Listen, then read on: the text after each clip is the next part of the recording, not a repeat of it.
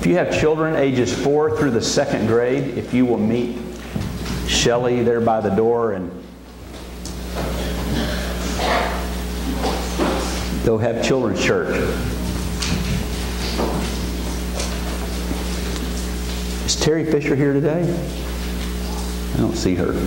Okay. I was going to embarrass her. I'll still talk about her. Oh, she's in the nursery? Okay. All right. Hey, girls. Hi.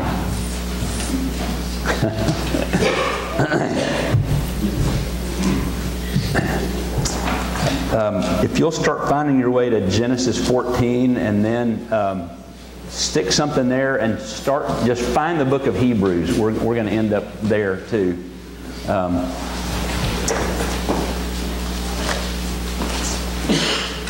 Before we get started, I want to, this isn't really an introduction or a sermon, I just want to tell you. Are you confused, Tony? Yeah. Okay, so Mary's been taking dance lessons for months. I mean, every Tuesday from 5 to 6:15, she's at that little room by the McDonald's in Kingston Springs. And so every Tuesday, 5 o'clock, it's hold your foot this way, hold your hand this way. I mean, you know, it's like over and over and over for months and months and months. And then last night, she got treated by her dance teacher to go see Romeo and Juliet at the Nashville Ballet.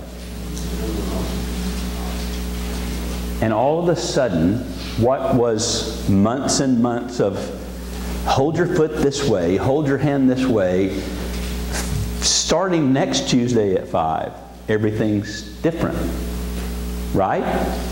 Because she saw the end. She saw the beauty of the ballet. She saw the beauty and the joy and the thrill of the dance. See, it's one thing to just hear it week after week after week after week after week, but then when your teacher takes you there and all of a sudden now you've been exposed and you have a vision and you have a dream and a hope. Same thing happened for Brooks. Not last night, he didn't go to the ballet. Oh, by the way, so this morning, before I get to Brooks, so this morning I go to wake her up, and we kind of let her sleep in because she had a late night. It was like 11 o'clock when she finally got home. And so I go to wake her up, and I pull the covers back, and she's sleeping in a Nashville Ballet t-shirt. I mean, she has bought in now. So come to find out, when she got home last night, she went to wake Brooks up. Brooks, wake up. And they have this little deal, and I won't go into all that because it would embarrass them, and I don't want to. But so anyway, she puts her foot on him, and she's wake up. I want to tell you. And she was talking about how awesome it was. See, when something moves you, and when you get a vision, and when you understand the beauty of what's going on, and the end result, you got to tell somebody. That sounds familiar. Okay. And so she tells him, and then all of a sudden she goes, and they kissed a lot. And I mean, it was, she's talking about drinking the potion and all this, and then, and they kissed a lot, which is big to a girl, I guess. I don't know. And she saw somebody else in this room there last night too. I won't go into that. Okay. You know who you are, and I would really embarrass you if I said your name. All right. So the same thing happened to Brooks. It's like for months, he's been taking guitar lessons from a college teacher. I mean, it's one thing, we used to have Sing for Your Supper at our house, and, these long-haired musicians, and he's, I play, this college teacher with theory, and put your finger here, and this augmented this, and it's just all this theory, and whatever, until one night, Terry surprised Brooks and I both, and I told you this part, and bought tickets for Eric Clapton at the Bridgestone. And the closer the date got, Terry realized she had just bought 2 for Brooks and me, and she goes, I want to go now. And so we paid this exorbitant price. I'm playing. And so we go, and all of a sudden, it's not about scales anymore. It's not about technique. And although that's important, what's important is he was moved down in the core of who he was. And it's like this spark ignited that had ignited before, but reignited about this passion to play. This calling in him from since he was tiny. I don't know if that makes sense. Okay. See, Terry Fisher could stand up every Tuesday at 5 o'clock, and her little girls are there in their shoes and their little tutus and stuff, and she could for an hour and 15 minutes. You sit there, I'm going to show you how to dance. And she, for an hour and 15 minutes, you do this, you do this, you do this, and she dances for an hour and 15 minutes while they sit. Okay, class dismissed, next class, and the next week they come and they're all in their little deals and they're cross-legged and they've got their ballet shoes on, and she does it again. What? It wouldn't be long until they're bored out of their mind. And they've checked out and they're just this blank. Why? Because something in them wants to dance. See, that's been church for far too long. The preacher is supposed to preach. The preacher stands up to preach. With his big degrees and his big words and his doctrines and dogmas and exegetical prowess and his inductive methods and the JEPD, higher criticism, and ecclesiastical polity. And he goes, you come to Sunday school and you sit there, and you come to here and you sit there, and you come Wednesday night for Bible study and you sit, and I'm just going to just blah, blah, blah, blah, blah. And after a while, we're bored out of our mind and we're blank and we've checked out, and no thanks, brother so-and-so. I want to dance. There's something inside of me that has to have more than sitting and watch you dance for an hour, spilling out your stuff. I wanted to dance. See, I need somebody to come and take me and go, okay, put your hand here, put your hand here. Now, 1, 2, 3, 1. No. Okay, wait, let's try it again. 1, 2, 3, 1. Whoa, okay, let's try it again. We're going to get this. 1, 2, 3, 1, 2, 1, 2, 3. And all of a sudden, it's like, yeah.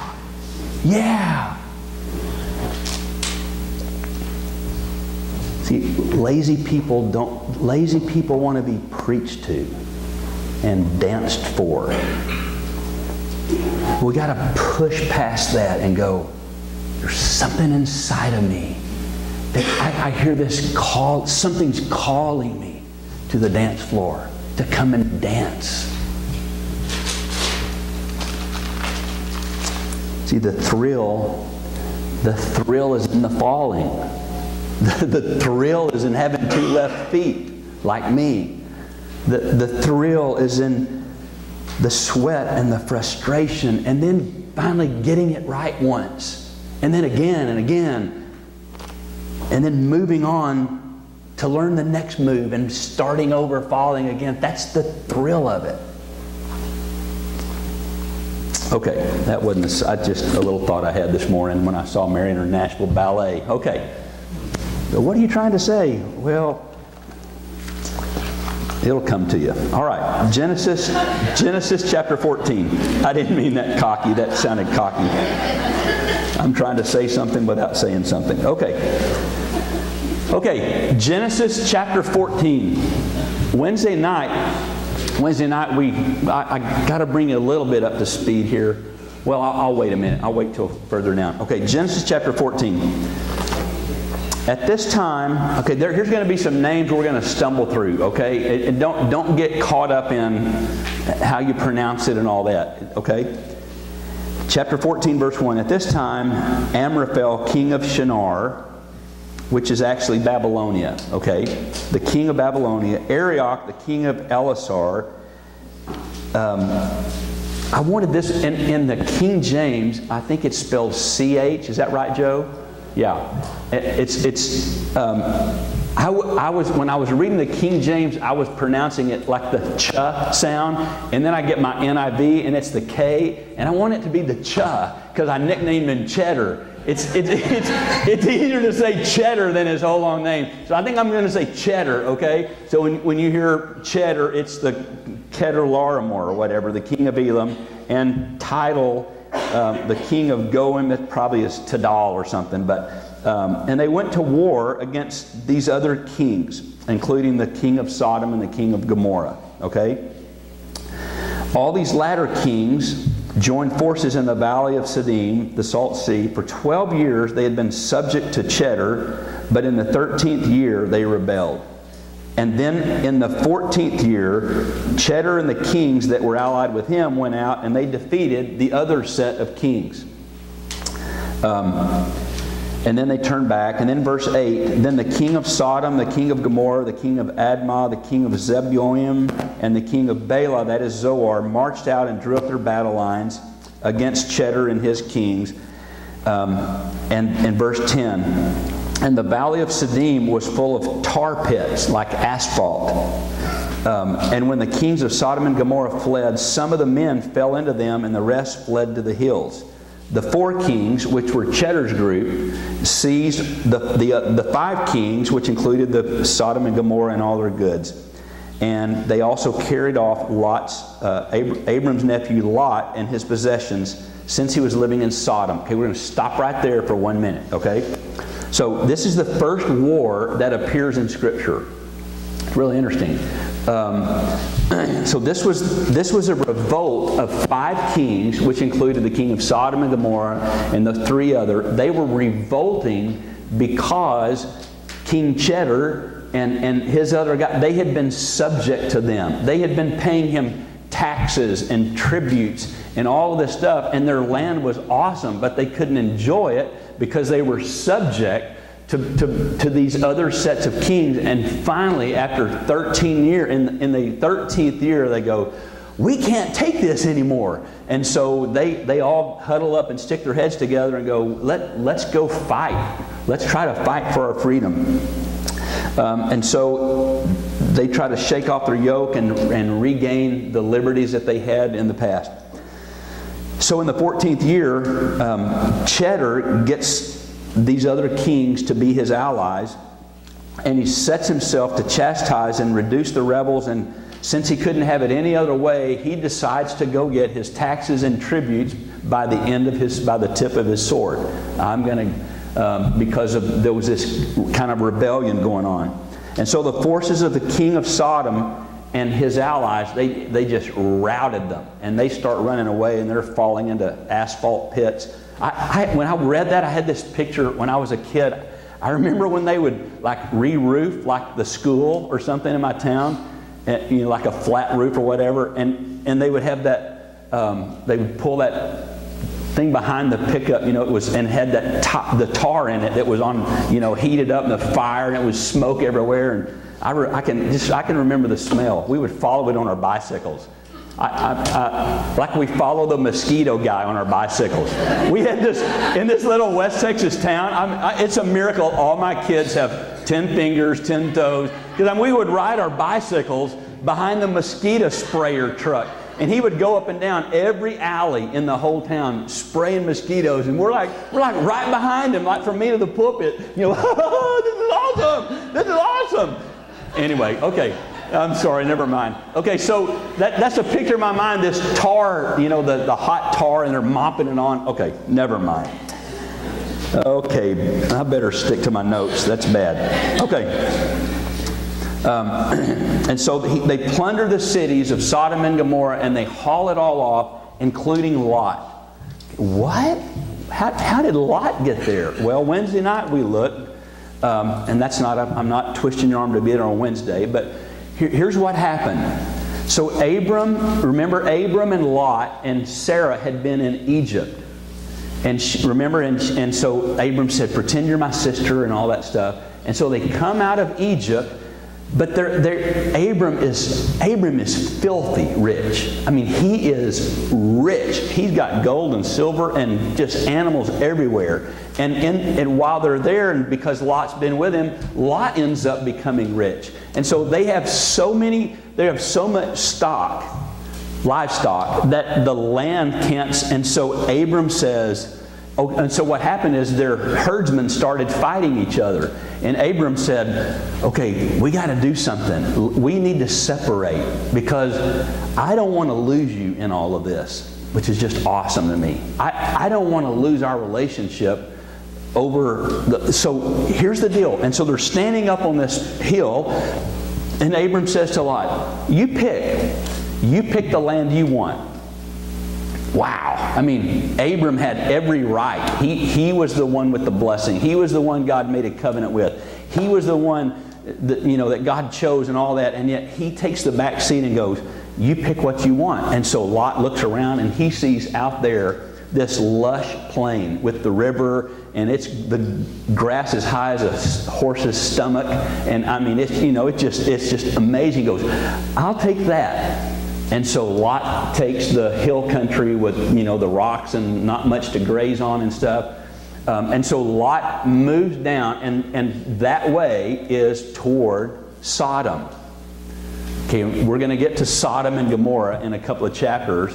But it said that he pitched his tent toward Sodom. That was in the last chapter.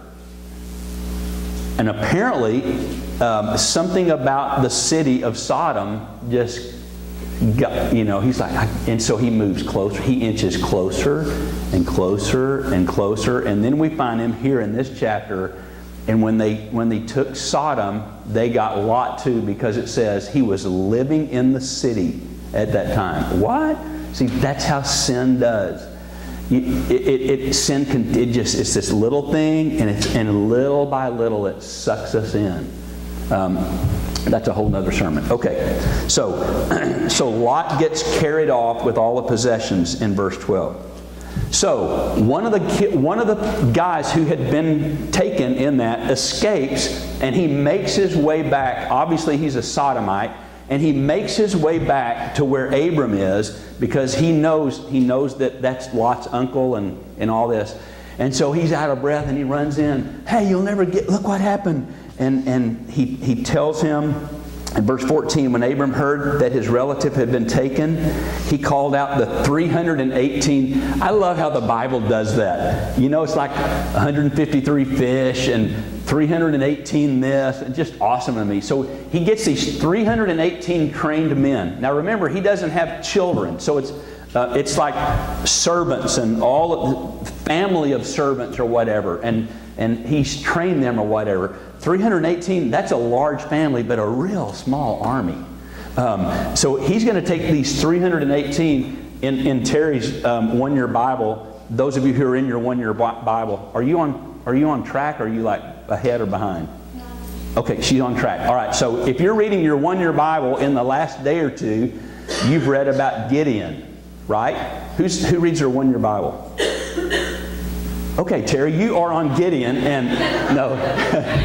There is a one-year Bible that when you follow their deal, you read, and I'm sorry, never mind. Okay, so here's what I was going to say. Gideon, God called him out to war, and he said, but you have too many. You have too many. What? Yeah, you have too many in your army. We got to get rid of some. And so he says, those of you that want to go home, go home. A bunch of them go home, and then he's left with still too many. Yeah. And so God says you got to pare them down even more.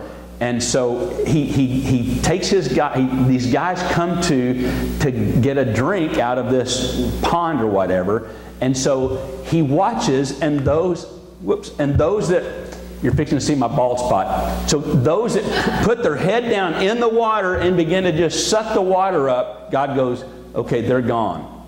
But those who got down like this and brought the water to their mouth this way, because the whole time they're looking, he said, that's the men you need. And there were 300 of those that dipped and never looked away from what was going on. A cool story. We'll get there. Okay, never mind. All right. So there's 318. That's the point. There's this small army. And so he gets them, and they get on their way to go try to rescue Lot. So and by the way, this little deal that he pulls off, I mean, for the first war ever recorded in the Bible, it's ingenious. He only has 318 guys, and he divides them up so that they can come at the enemy from all different quarters, so that it appears like that there are more men than there really are. I mean, it's just this incredible military expedition. So that the few might seem many. He makes his attack at night and surprises them, and he defeats them and routs them, and there's not a word about that he lost any of the 318, which is awesome.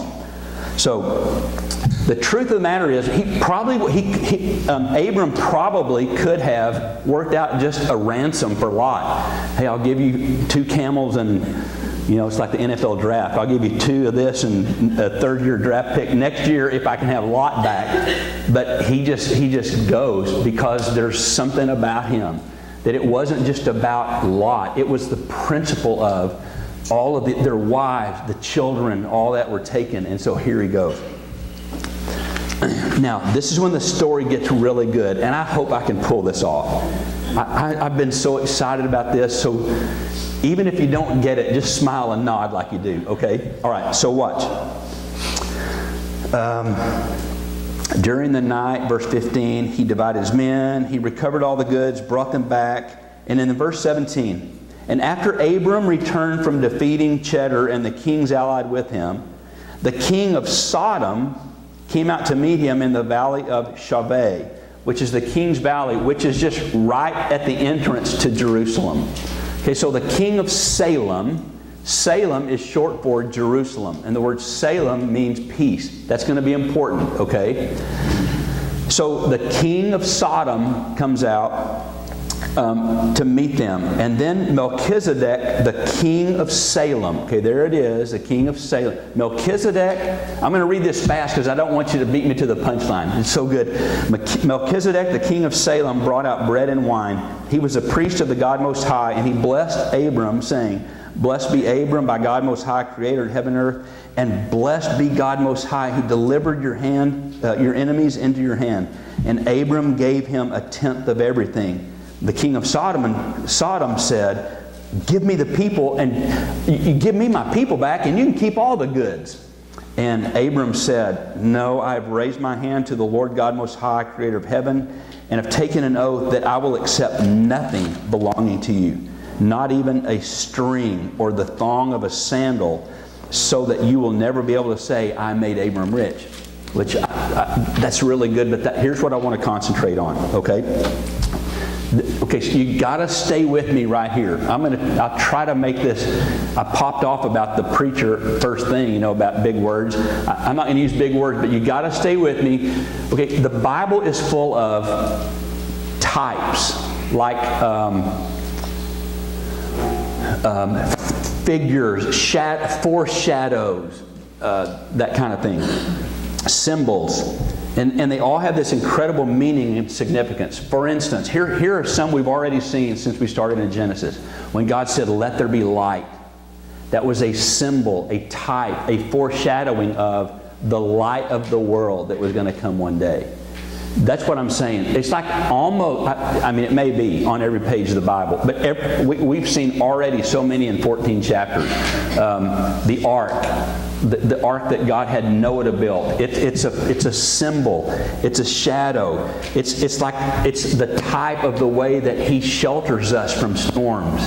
The way He keeps us from judgment of sin.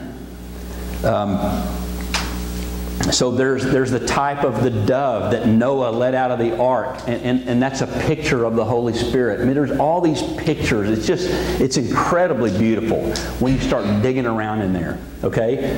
When you start dancing, taking one step. But so here's another type, and this one is incredible. I hope you can see it like I saw it. Okay, so he says that this Melchizedek, the king of Salem, was also a high priest. Okay, watch this. Now, I know that this is Genesis 14, and the priesthood is not introduced until Exodus, which is why some of this I scratch my head, and I'm going to show you why in a minute. It's just crazy to think of what this could be. So the whole priest idea hasn't been introduced. It's introduced over in Exodus, like around chapter 27, 28, and then Leviticus expounds on it. And then when we get to Hebrews, where I ask you to turn, the writer of Hebrews is talking to the Hebrew people, saying, okay, I know that whole priest thing was really, really important to you. And the sacrifice and him interceding, and he would make a sacrifice and stand before before the Holy of Holies on your account so that you could be forgiven. I get all that. And I mean, starting in chapter 3 all the way through 8 or 9, the writer of Hebrews is trying to show them, although that was good, that was just, it was showing you Jesus, the one you crucified. And so that's kind of what all this is. So stay with me right here, okay? So the priest would come into the tabernacle, and he is decked out, and everything he's wearing has significance. So underneath it all is this white ephod, and it's made out of linen, and the idea is that represents purity. And so when he stands before the inside behind the veil at the altar presenting his sacrifice, the white represents purity and holiness. Okay. Then his outer garments, they had 3 colors. There was blue. This is all in Exodus, I think it's 27 or 28. There was blue, there was scarlet, and there was purple. And the blue signified his heavenly and divine character. The purple proclaimed royalty, and the scarlet, the red, was a picture of the blood of Jesus, forgiveness. So even back in Exodus, I'm telling you, just almost on every page, we're looking, it's like God's going, I can't wait to, and he just puts this little thing in here, like, that's going to picture this. They won't get this for 3,000 years, but aren't they going to be shocked and surprised? Oh, I can't wait. I mean, it's on every page. It's like God teasing, and God is so awesome. Okay. So then on his forehead, he's crowned with this little thing on his forehead, this mitre, and there's this jewel, and inscribed on it, it says, "Holy to the Lord." Okay, so on his shoulders, he's got these epaulets that are, it's like a big one on each shoulder with the name of all the 12 tribes. And then on his breast, on his chest, are 12 individual jewels, these gorgeous jewels, and each one of them has a name of a tribe. I mean, it's stunning when you see all of this stuff. So everything about that, it's like on the shoulders, which represents strength, and on his chest, which represents his heart, and all of these, I mean, it's just, the symbolism is crazy. Okay? Crazy good. It's just incredible. And I won't go into all of that. I really want to. But so as he passes, so he goes into the altar, and there's the veil. This gorgeous veil. And he could only go beyond that one day a year. And so he on the Day of Atonement, on the big day, he's decked out in his stuff, the priest is. And he's taking the sacrifice. There's been this sacrifice because over and over God talked about there has to be a sacrifice for sin. And so the sacrifice has been slain. He's got the blood. He's taking it, and he's all decked out and got his bling on and stuff. And he goes behind the veil to take the blood, and he sprinkles some on the mercy seat like he's supposed to do. And there's this incense going, and this in the innermost chamber. It's just incredible what's going on there. And so he very solemnly and silently he passes into the veil, and he does what he thinks, what he's supposed to do. And he sprinkles blood on the mercy seat for the sins of the people, and he makes intercession for them. His whole deal is he is there before God on behalf of the people. Okay, stay with me. This is so incredible, okay? And so after it's done, he comes out and he stands in the doorway. with his hands uplifted to Jehovah, and he goes through this ritual speech that they did. And then the people are like standing there waiting, wondering, okay, did it work this year? Or was the sacrifice good enough this year? And he would say, yes, it was. And they would go, oh, whew. That would be me in the crowd. I'd be like, my knees would be knocking. Oh, please, please, please, please, please, please. Okay, whew. All right. Okay, come on, laugh a little bit. All right. And so they knew that there was another year that they were going to be led forth in safety and in victory. So the bulk of the book of Hebrews deals with this idea because Jesus is called the great high priest. And so what the writer of Hebrews is saying to these people is, okay, I know all about that. For thousands of years, that's what's been done. But here's what you missed. What you missed was Jesus came to be the sacrifice. To be the sacrifice. He was giving up Himself as the sacrifice instead of the lamb that you brought, or the ram, or the dove, or whatever it was. Jesus became that. And so not only was He the priest, He was the sacrifice. And so and He now lives to make intercession on your behalf because He is the sacrifice, and it was His blood that sufficed the justice of God. So the writer of Hebrews is just, I mean, it's awesome to just read through that today. Some of you, and I appreciate this, several of you, like on Wednesday, I've been doing my homework, and it's awesome. So here's some homework. Chapter 3 through I know it's past 7, probably 8 or 9. Okay. So just quickly, here's the functions of the high priest. Are you with me? Okay, don't get bored out of your mind here, because the payoff is worth it if you'll stay with me. So here are the functions of the high priest. Okay, so he was ordained for men in things that pertain to God. So the high priest was ordained for men on things that pertain to God. He was man's representative to God, the mediator between God and man in dealing with sin. And his business was to open and maintain this relationship of friendship and fellowship between an offended God and sinful people. Okay? So how did he do that? Well, there were two ways. One was sacrifice. So I'm cutting here to the great high priest, Jesus. So we've talked about the high priest. So Jesus fulfilled that this way.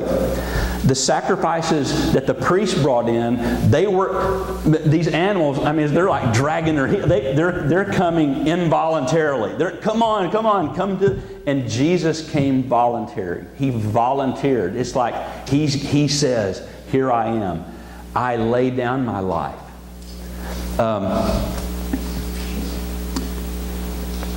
Hebrews 10:10 says, by that will we have been made holy through the sacrifice of the body of Jesus once and for all. Their sacrifices had no personal merit, but His was the life of the holiest being in the universe, who had no sins to atone for. And so Jesus, our great high priest, offered Himself as a sacrifice. Okay, then the second thing is the intercessor. The second function of the great high priest was intercession.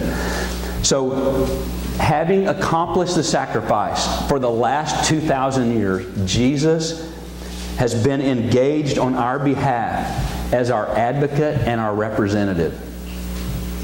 He's not there for His pleasure. He's there for our interests. Stay with me. This is amazing. He belongs to us. Why? What do you mean He belongs to us? He was made a man. He became a man. And so He stands before the Father as a man on our behalf, making intercession for us. Claiming the ground of His finished work. Father, I did it, and these are the ones You gave me, and I'm standing before You on their behalf, interceding for them.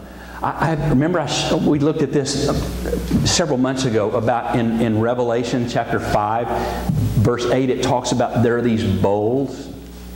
that are before the throne, and they are full, and they're the prayers of the people. Your prayers are in a bowl in heaven. This is the way my mind, I'm going, oh man, I got to work on my bowl. I got to start filling my bowl up. It's like, Jesus is ready to pour them out as my advocate and my representative, and He gets my bowl, and He comes and goes, okay, God,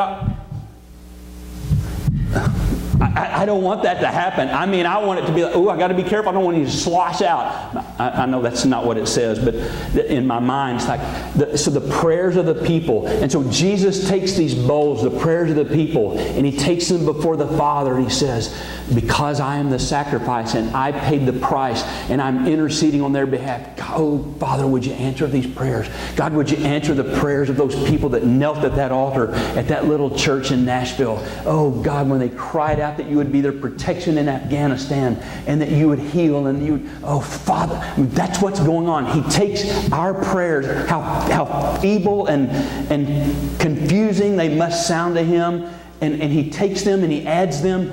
He adds His incense of who He is to them and presents them before the throne of God. Is that not crazy? That's what Jesus is on our behalf. That is what it meant to be the great high priest. Okay? So, here's another thing that blows my mind. Our advocate is the judge himself. What? It's like if I were needing something law-wise. Like, I mean, the first place I would go is where Steve works, because I know about that firm, and I know that the high-profile cases in the past, Ford Pinto, Exxon Valdez, on and on and on. I mean, that's who I want to be my advocate. That's the picture here. Our advocate is the judge. Okay, it's the most. He's the most. It's got the most potent name in the universe and in the heavens. His pleas are all demands. His requests